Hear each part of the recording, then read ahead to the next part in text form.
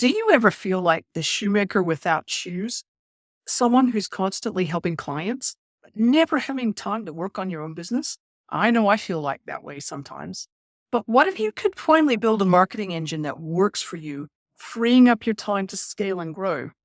In today's episode, I'm speaking with Victoria Hajjar, a fractional chief marketing officer with a passion for helping women founders make that leap from 6 to 7 figures. She's here to share her tried and true marketing framework, complete with real stories from her career and smart strategies for getting the right team in place, even if resources are limited. Now, Victoria's advice on creating a sustainable 24/7 marketing flywheel will help you shift from being overworked to operating your business like a CEO. Victoria's years of experience working with founders worldwide to build ROI or return on investment focused marketing systems means that she knows what it takes to get off the hamster wheel and get set up for success. Her journey in developing her framework will inspire you to take actionable steps to reach your goals. And it can be tricky doing that, especially when you are a solopreneur and you're too busy doing all the things to do marketing. But in order to keep on growing your business, you need to change the way you do things. So Victoria helps people do that. Thanks, Trudy. I'm so excited to be here and share a little bit about my experience and maybe help get some women out there listening to that next level and open their minds to what that could look like for them. Yeah, so I'm excited to hear what you have to say. So let's just go ahead and get started. And then if you could just tell people a little bit more about yourself and your background, where you're from, and then we'll move on to the next bits. I moved all the way around the world to Shanghai when I was in my 20s, and that's where my career began. I had this wonderful opportunity to jump into marketing. I had come from various background in English and journalism and all these things that you do when you're in university. But my first job out of college truly was in Shanghai, working in the expat scene, actually working for some Australian entrepreneurs. And that was really my first parlay into entrepreneurship. These two folks I linked up with, they had fundraised. So it was my intro to investors and all that world. And and from there, I proceeded about 10 years of what I like to call trial by fire, growing into a marketing role, first being the marketing assistant to the marketing manager to the marketing director, and eventually stepping into the shoes of chief marketing officer for various organizations and working hand in hand with founders over now probably almost 15 years. But what I really learned to foster and develop out of the need is what kind of systems can I put in place in order to make all this a lot easier?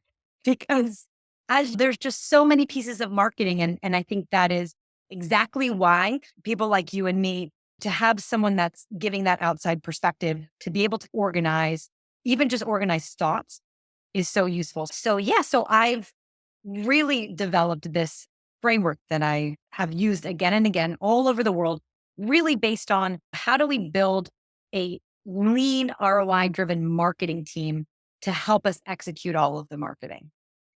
And it's a real leap from doing everything yourself to finally understanding how to get the right folks in to help you a little bit. Because again, there's so many pieces of marketing.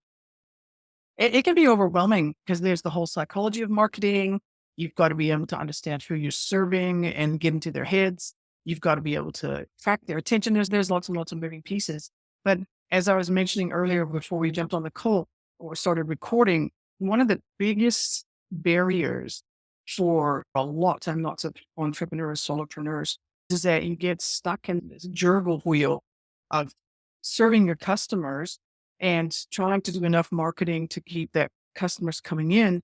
But when you finally get to that stage of where you've either had enough of that and you really would like a life, or you want to grow your business beyond this particular point, and you realize that you're stuck because there's not enough time in the day to both serve your customers and do the project work that's necessary to take you to the next step. So I'm really interested in hearing you talk a little bit about your framework, because how do you actually use your framework and your experience to address that specific challenge or barrier? If I can say one thing, right? Trudy, you help service providers package up and get a digital offering off the ground, right? And open up revenue channels that way. And I would have to say to anyone that's out there that is in this position, and so many of us are, speaking like I've been there, are in this position where you're like, I'm the shoemaker that has no shoes. I'm serving everyone, but I'm not building my own engine. I can tell you it's the biggest mistake you can make for your future by not focusing on building a marketing engine for yourself. And I'll talk a little bit about what that looks like, because we need to make sure, and as a sidebar, I think a lot of it, and I don't know if you agree with it, I think a lot of that is a mindset issue. So I think that there's, and I've been in it. I think I want to do well for the clients. Of course, we all want to do well for our clients. But when we put our clients' needs always in front of our own, and we don't take the time to build the infrastructure that we need, what happens is that when we do go to say, I want to scale and I want to work with Trudy to create a course or a digital offering that's going to open up this revenue, what happens is that course, that offering becomes that much more difficult to sell. Of course, it's possible to sell, but if you put the infrastructure in, building brick by brick, even before you have a digital offering, that by the time you have something new to sell, that you've already have an audience that's ready, willing, and able to make that purchase.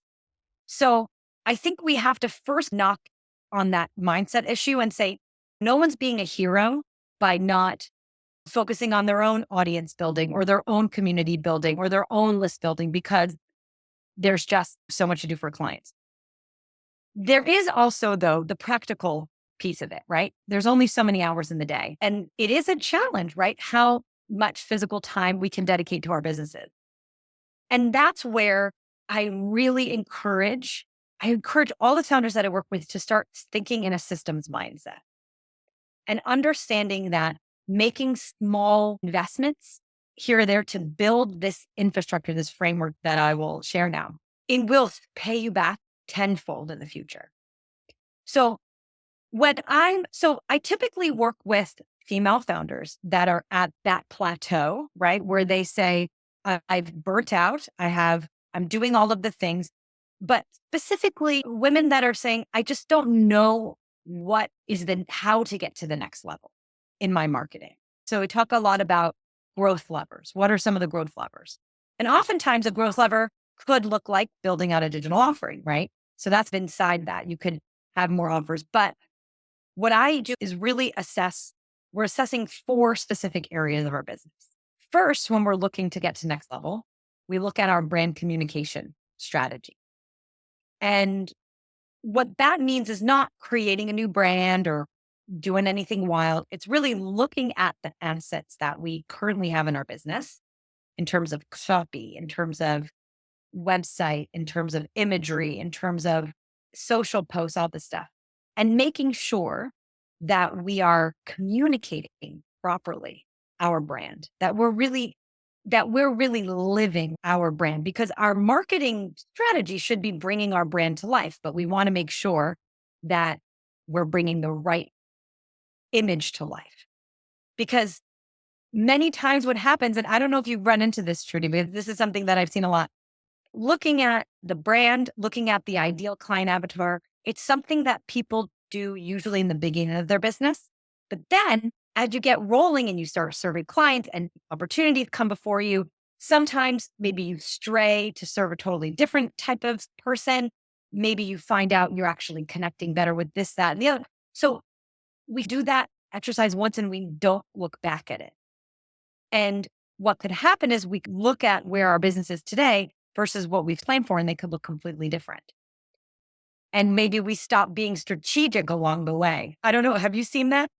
I've seen it happen so many times, and I've had it happen to me as well. You have to actually, Same. it's like, you have to actually be really aware of, and try to remember to go back and take a strategic look at your business on a very frequent basis. Actually, I think it's interesting.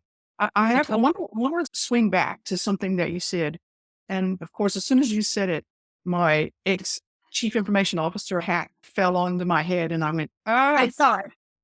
yeah. Okay. So when I was working as a chief information officer, one of the things that I discovered was that most people tend not to have what I would call a systems mindset.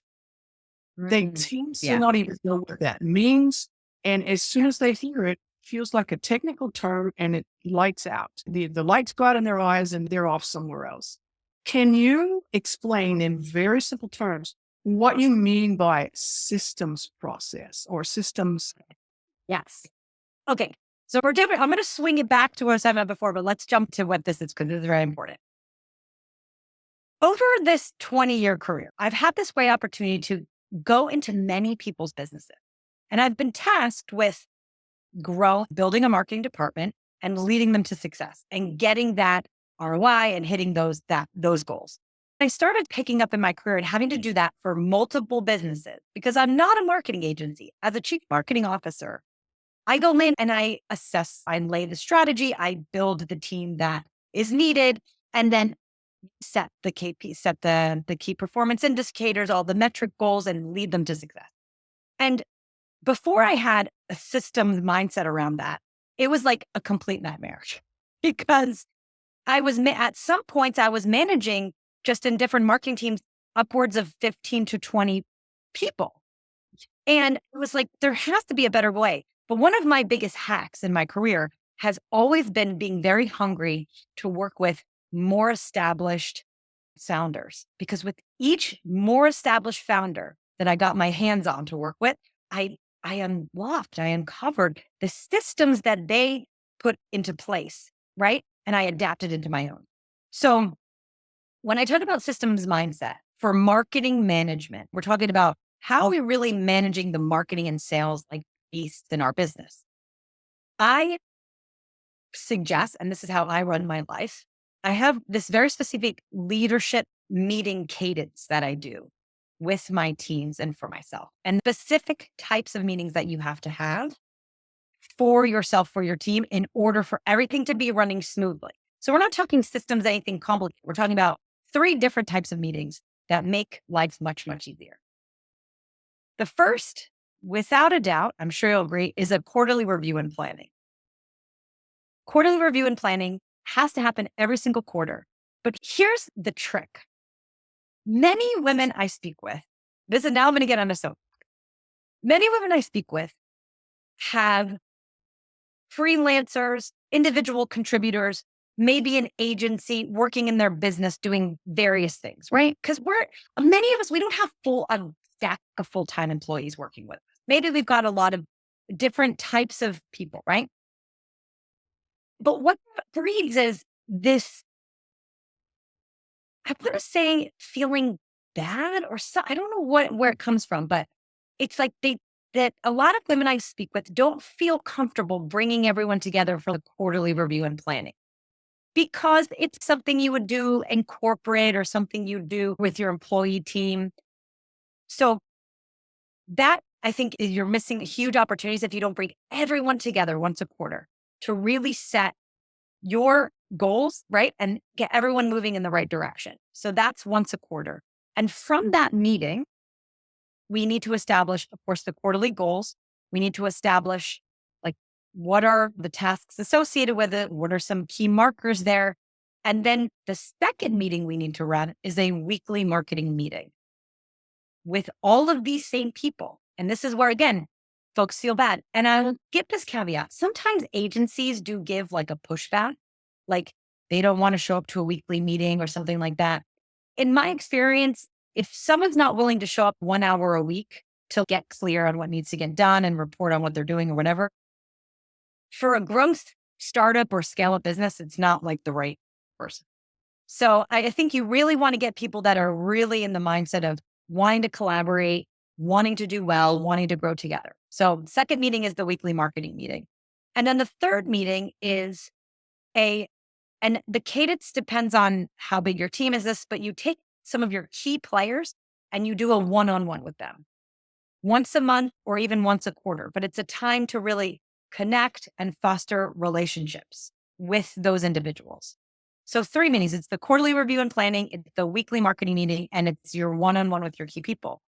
And if you get into the rhythm of doing that each and every quarter, each and every month, each and every week, you will begin to systemize the most important things that you need to get done in your business, which is checking in with those quarterly goals, making sure that they get done, right? Being there to support people properly with their regular day-to-day tasks in a weekly meeting. And the other key thing that's very important in the marketing meeting is making sure you check in with your data, like getting into the habit of checking in with those key metrics to be following and look at them with your team and have your team be reporting on those metrics. And I know for some, it feels a little bit uncomfortable to give that to like the person you found on Fiverr, for example, but bring them into the fold. I'll tell you, there are more times than not, I've been so surprised. Even freelancers and these individual contributors, they want to do well. They want direction. They want the barometer on how they're doing. Those are the systems I speak with. Now, of course, there's marketing funnels and there's systems that can go deeper within that. But from an operational level, those 3 meetings are the way to get on the right track and make sure that you are focusing on the most important things and the team is executing the most important thing. Because as you mentioned, it's so easy to forget about your goal, about your ideal client avatar, because we're so busy and we're pulled in all these directions. It happens to all of us. I think that's a really good way of describing just the way of thinking about systems, that it's basically a way of doing things in a repeatable way that actually give you the results that you want. So it's like the step-by-step side of things. And you can go, yes, you can go deep into the detail but as you said, at an operational level, it's about your weekly, monthly, yearly, quarterly habits and the things that you do that bring you step by step to success. So I think that's really helpful. Yeah. And I think that for anyone looking to get to that next revenue level in their business, yes, we can sit and talk about getting in the weeds about the marketing funnels and all these things. But what really starts to flip the switch is when us as business owners, we step into that leadership role for real. And it's scary. It's scary when we're not controlling everything. But actually, that's how we grow and scale our business. When we're able to see things from the 10,000-foot view and fold to the folks that are executing for us. And again, it could be our employee, it could be our virtual assistant. The difference is the standards that we hold people to, and with kindness, with grace, with all of these things. But I think that many businesses get stuck and don't really see great success because from the leadership level, we're not coming with that energy, that vision, that tenacity. I'll tell you that, and this is like things that I've extracted from the most established founders I've worked with. And I've had the opportunity to learn from extraordinary founders that have exited businesses. I've worked with women that have grown unicorn companies, so billion-dollar valuations. And I've really sat as a student saying, what do these folks do differently? Right. And it's this systems mindset that I say, and this framework that I've built out that I've learned. But so much of it is, as we say, it sounds cliche, it's mindset, but it's how do you show up to lead your company and have the confidence to work on those highest level tasks where we all get sucked into the email and respond to Karen because we don't want Karen not to think that we forgot about her or whatever. These little things we get into instead of that big picture. So the leadership meeting cadence really helps you to zoom out. And then for all of the other the funnels and all of the stuff, that's where we can find folks that are going to sit in the weeds. And it's their highest value to sit in the weeds. But those folks that are really good at execution, what I have found is that we expect that they're also good at leading themselves and looking at the strategy, but they often need that guidance and help in order for us to get the most out of them. I think that's a really good point. I've got a couple of questions. I'm going to start with the first one. One of the objections that I run into every now and again, and it doesn't really surprise me because I have heard it so many times, and it's a real challenge for someone who's just at that stage where they do want to start bringing in a team. They would love to bring in a team, but they look at their finances and they go, I can't afford to hire somebody. How can I afford to hire somebody? I'm only just barely paying the bills as it is. bringing in enough to pay my bills, but how do I afford to bring somebody in? And especially then they also looking at the extra load that it'll take to figure out exactly who you need and then find them and all that sort of thing. What would you say to somebody who's going, I can't afford somebody, but I need somebody in order to grow? Okay. All right. So this kind of goes back to this framework. So as I mentioned, I have a 4-step framework for creating a thriving ROI sales driven marketing department. And it starts with that brand. So the first essential work we need to do before we bring anyone on, this is what's really important, is do this essential brand communication work and make sure that we have absolute clarity on who we're talking to, what problem we're solving. I would say, honestly, the fastest path to cash is as niche as you can get, because that's going to help you. Yeah. Okay. You agree with me.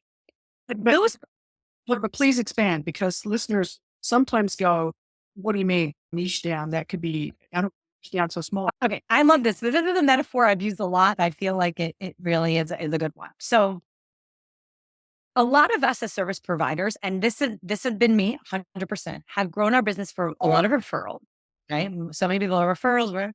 And through just events and meeting people and networking, right? And that's a great strategy. And you can often close people at a higher rate. And it's great to meet people face to face.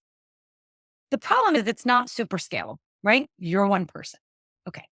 Now, why do we close people at a higher rate when we're face to face with them, or when we have that warm introduction and the conversation is open? It's because as service providers, when we're in front of someone, even if they're not a specific niche or specific avatar, because we're humans, we can feel and guide the conversation in a way that we know that other person needs, right? We know we can serve the person in front of us. Maybe they don't fit the perfect mold, but because we're emotionally intelligent, we can play ball, right? We can ping pong back and forth in conversation like what we're doing now, right? That's a give and a take. The thing is, with digital marketing, we don't have that opportunity to be in front of people directly and really change and mold the conversation according to what is the need of that prospect that's in front of us. So the best we can do in the digital world is get really focused in on the specific person or the specific problem that we're going to solve. Because as specific as we can, what we have in the internet is just the millions of people that we can get in front of that fit into that niche. Now, when we're at a networking event, maybe out of a room of 50, maybe one or two are like our perfect niche. But in the World Wide Web, we have access to all of the people that exist that fit that niche. So we have this depth of opportunity online. But the problem is that if you're not speaking to one specific person or that one specific problem, you're going to get scrolled past. You're going to get missed. People are not going to, they're not going to make that connection. And we hear it all the time. If you're not speaking to one specific way, speaking to everyone is speaking to no one. It's never been more true online because there's so much saturation everywhere. And the only way we can stand out up through a scroll, for example, is if we got a hook that's going to connect with our person. And the only way we can develop a really good hook is if we are very specific on who we're reaching. And by the way, we need to do that again and again and again. So if that one person, that's our perfect person, sees that hook, they get hooked 3, 4, well, I think it's like 12, 20 touch points now people need before they like register that you could help them. So it's more like an efficiency thing on when we're digital. And the other thing is in that efficiency lane, if you pull it further into, okay, what partnerships can I do? Where can I advertise? As niche as you can, it's way, way more cost efficient, right? And time efficient to become known in one circle, really become known in one circle, instead of just putting your foot everywhere on all of these people you could help, right? So basically, in terms of somebody thinking I can't afford somebody, Ah, the, okay. the first step is to actually go in there and get super clear on who you're helping. Make sure that it's narrowed down.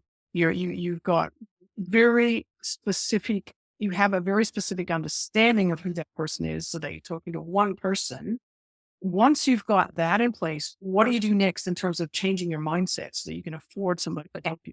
All right. So the next piece, so we've talked a lot about brand, right? So the next part of this equation is building your marketing growth strategy. So as I conceptualize it, I call it your 24/7 marketing flywheel. So your 24/7 marketing flywheel, it's now we're talking about funnels, right? But this is the 6-step process that all clients will go through from first knowing about who you are and what you do, all the way into being ready to buy with you. And in the end, becoming that raving fan, right? So building out your 24/7 flywheel, the way that you do it, and I have a free resource for anyone that's curious. If you go to my company's called Ugly Ventures, because business can be ugly sometimes. So it's ugly with an I, ugliventures.com/resources. And you can find a guide on how to end marketing overwhelm. It's going to walk you through the steps of the 24/7 marketing flywheel. What I love about this flywheel is it turns your marketing into a systemized process. So instead of throwing spaghetti at the wall, your task is to map out, to plan, what am I going to do for these 6 stages of the flywheel? And it's very clear in the guide what the stages are, but the first step, for example, is aware, right? The awareness. How are people knowing about who you are and what you do? After that is engage, right? How are we getting contact information? It's not brand new stuff, right? It's client journey. It's all of these things. We know vaguely that we have to bring people into our world and get them ready to buy. These flywheel tells you step by step how to do that. But what you're going to want to do in this moment, this person that's feeling a little bit hesitant to bring people on, is really map out my suggestion, just one tactic that you could do for each one of these 6 stages.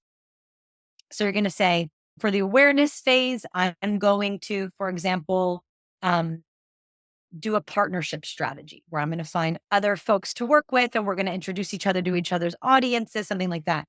And what is really key here, if you have a small team or no team or limited time but money, is just doing one thing well for each one of these stages, right? And so when you look at the one thing that you could be doing for each one of these stages, now we go to, so first is brand, next is marketing growth strategy. Third step is team. So the way we build an ROI driven team, or we really pinch our pennies when we're getting help in our business, is to get so clear on that 24/7 marketing flywheel that you understand the 1 or 2 things that you might need some extra help with. That's going to free up your time so you can do the sales, so you can generate the revenue. And oftentimes it is really scary to bring on people to help you in your business if you haven't before. I get it. But I think that oftentimes, if we are in a systems mindset, we can think maybe we don't need to bring someone on for a retainer forever. Maybe when we assess that flywheel, we think, you know what? It would be really helpful if I just get someone to help me create a landing page here. And maybe you can go on Fiverr and you get someone for 200 or $300 to help you do it. It's not thousands of dollars investment. Or maybe you look at that flywheel and you're like, you know what? I really want to leverage social media more, but I can't bring on a social media manager. Here's one of my hacks. I'll go to Fiverr and I'll look for a content creator and I'll get someone to just create like 12 social media posts or 20. And maybe it's like, again, maybe it's $300 or whatever, but they deliver you a month's worth of content. And then you can schedule out that content. You can say, oh, what performed, what didn't perform. You can keep the ones that did well, and you can get rid of the ones that didn't. And you can repurpose that, keep you going for a little while. And then maybe you can get that person to create, maybe next time they're only creating 10 pieces for you because you can use some of the other stuff. Or maybe you found some time to upgrade some of the stuff based on some feedback you're getting from the metrics. So there's ways that you can begin to get help in small ways in your business for small investments that are going to help you just move a little bit faster. So the third is the team. And it all starts with mapping out the flywheel and seeing where are the gaps, seeing what's missing from this system here that maybe I need some extra hands to help me. And it doesn't necessarily mean a full-time or even a full part-time person. It could just be a project basis. And then I'll just end up the whole system, because the fourth level is the leadership piece. And the leadership piece is just what we talked about before, the leadership meeting cadence. Am I showing up regularly to do my quarterly review and planning, to check in on my weekly marketing meeting? And by the way, if anyone out there that has no team and they're all alone, you have to still lead yourself. This is the game changer. You have to sit and do your quarterly review and planning. You have to have a marketing meeting with yourself every week where you look at the data and you say to yourself what's working and what's not working. Then you make the KPIs for yourself. Okay, I need 3 social posts to go out this week. I need to make sure that it's done. Or I need to do 1 workshop with a part, whatever, but you have to set your targets for yourself and check in with them every week. It's the only way you're going to move forward. And believe me, I know it's so hard, but it's the only way to move forward, honestly. And if you have that level of like severity to it, and you're like, listen, either my business is going to thrive or not survive. And the only thing I need to do is really be setting some goals for myself, some targets for myself when it comes to sales and marketing, checking in with them every week. And even if you're not reaching your targets or whatever, that process of doing it regularly is going to help your brain think in a different way. It's going to help open up some things for you. And I'll say one last thing is, it's in the beginning, when you're not tracking metrics and maybe you're not getting the results that you want, it's really painful. Thanks to look at that. And you're like, am I not hitting it? Or, oh God, I hate opening up this scorecard because I'm just failing all the time. But what happens is that when you sit with that, it's a very important process, because that uncomfortable feeling that maybe makes you feel sad or whatever, it's also a motivator to help you do some different Google searches, to tap on the shoulder of some friends, ask their advice, get some experts to just audit what you're doing or give you some suggestions. You start thinking outside the box. I think that is so important. And I love that you said that even if you don't have a team, you have to lead yourself. And I truly don't know any better way than doing what you said, which is the quarterly planning, the weekly planning, the basically, because I do this myself. And I also do my community. We sit down on a quarterly basis. We do the whole year at the beginning of the year, quarterly plans, and then monthly plans. And then we have like weekly check-ins. And this is for the people in my community. So they don't work for me. They don't work with me. They've got their own businesses.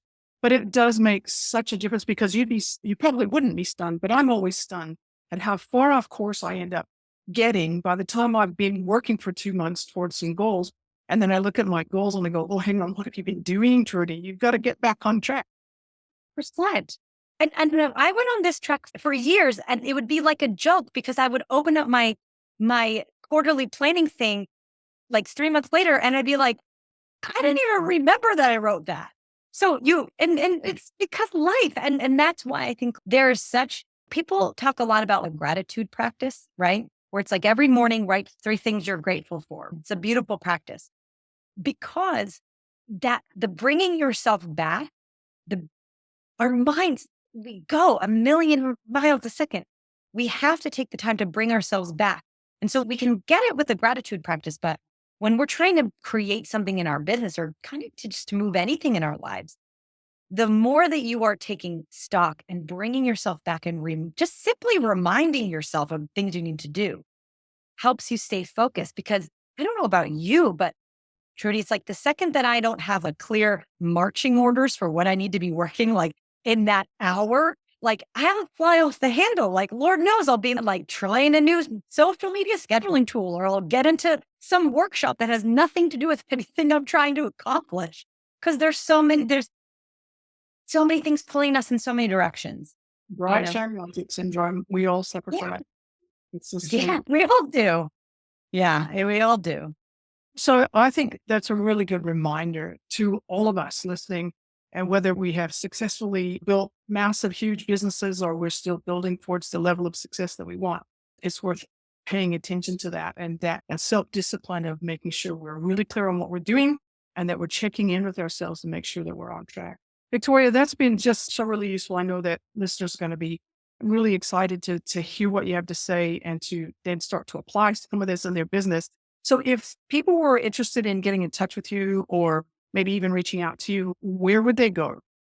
Yes, I love to hang out on LinkedIn. I'm there every single day. And if you have a specific marketing thing that you want to work through, or you have a specific question, send me a DM. Sometimes I even hop on a LinkedIn live and do some live coaching if anyone needs help with a specific marketing thing. But yeah, you can find me on LinkedIn. And if you, again, at uglyventures.com/resources, I have that how to end a marketing overwhelm that walks you through the flywheel process. I also have one about brand communication. So how to upgrade your brand communication is enough to really help you get started and on the right path to implementing some of the things that I talked about today. Yeah. So I would love to see you on LinkedIn. Fantastic. And I'll make sure that I put all of those links in the show notes so that people can find them later on. Victoria, thank you so much. Yeah, Trudy, it was such a pleasure to meet you. Thank you so much for listening to this conversation with Victoria Hajjar. Hope you felt inspired by her. I hope you felt inspired by her ideas on taking small but powerful steps to build a marketing system that practically runs itself.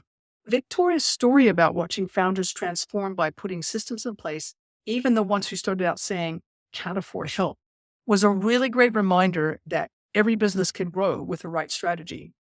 So if you found this helpful, I'd love it if you hit like and subscribe. And here's to turning your vision into reality with practical steps and a sustainable plan towards getting your marketing strategy in place. And until next time, keep building your business. And remember, you don't have to do it alone.